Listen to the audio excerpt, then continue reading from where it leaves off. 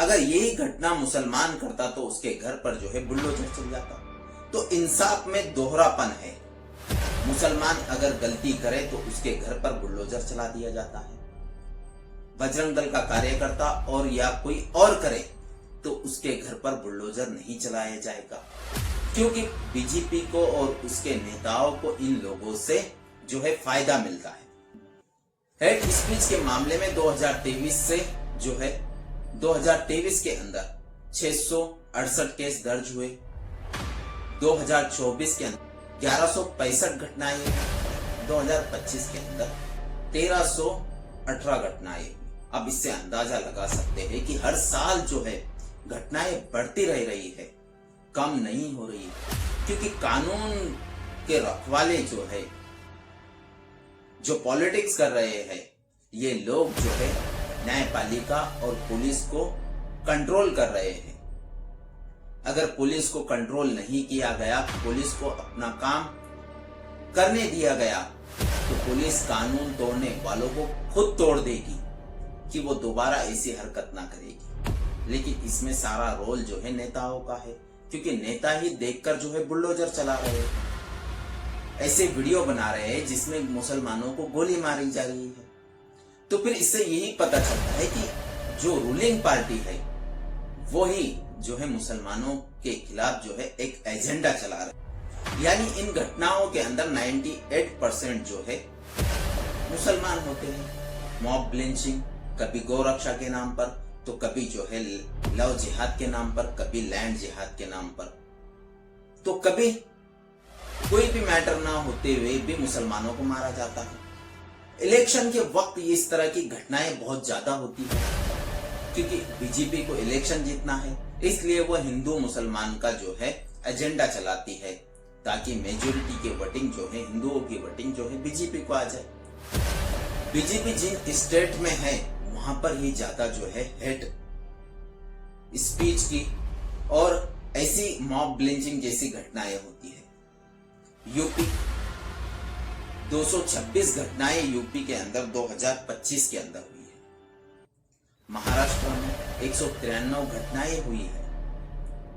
मध्य प्रदेश में 153 घटनाएं हुई है। उत्तराखंड में 172 घटनाएं हुई है। तो आप इससे अंदाजा लगा सकते हैं कि कितनी ज्यादा घटनाएं जो है, यानी जो स्टेट के अंदर बीजेपी की गवर्नमेंट है वहां पर इस तरह की घटनाएं ज्यादा होती है।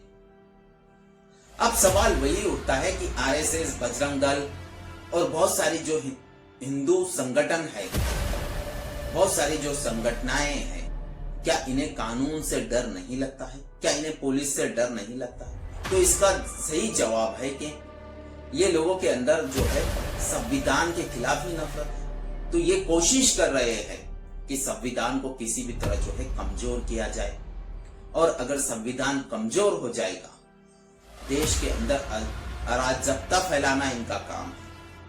ये कोशिश कर रहे हैं कि देश को एक हिंदू राष्ट्र बना दिया जाए। ये कोशिश कर रहे हैं कि हमारे देश का संविधान, हमारे देश का जो मूलभूत ढांचा है उसको कमजोर किया जाए। हमारे देश का सबसे बड़ा जो है मूलभूत ढांचा है वो हमारी एकता है, वो अनेकता में एकता है। अगर यूनिटी नहीं रहेगी तो देश के अंदर जो है हमारा ढांचा, हमारी ताकत कमजोर हो जाएगी और हमारा संविधान भी कमजोर हो जाएगा।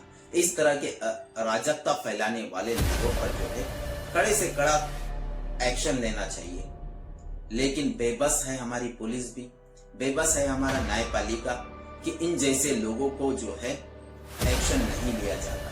के पीछे खड़ी हुई है पॉलिटिक्स, यानी बीजेपी और आरएसएस। बीजेपी के सारे नेता इनको छुड़ाने में लग जाते हैं, इनका सत्कार किया जाता है ताकि लोगों को लगे कि देखिए इन्होंने कितना बहादुरी का काम किया है, कानून तोड़ा है, देश के कानून की धज्जियां उड़ा दी, फिर भी इनका जो है स्टेज पे सत्कार किया जाता है। गवर्नमेंट जो है वो इंसाफ में दोहरापन अपनाती है। अगर कोई मुसलमान गलती करे तो उसके घर पर जो है बुलडोजर चला दिया जाता है। अगर उसकी जगह कोई और करे तो उसके घर पर जो है बुलडोजर नहीं चलाया जाता है।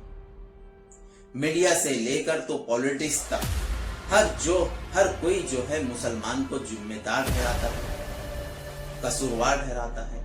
यही तो है दोहरापन।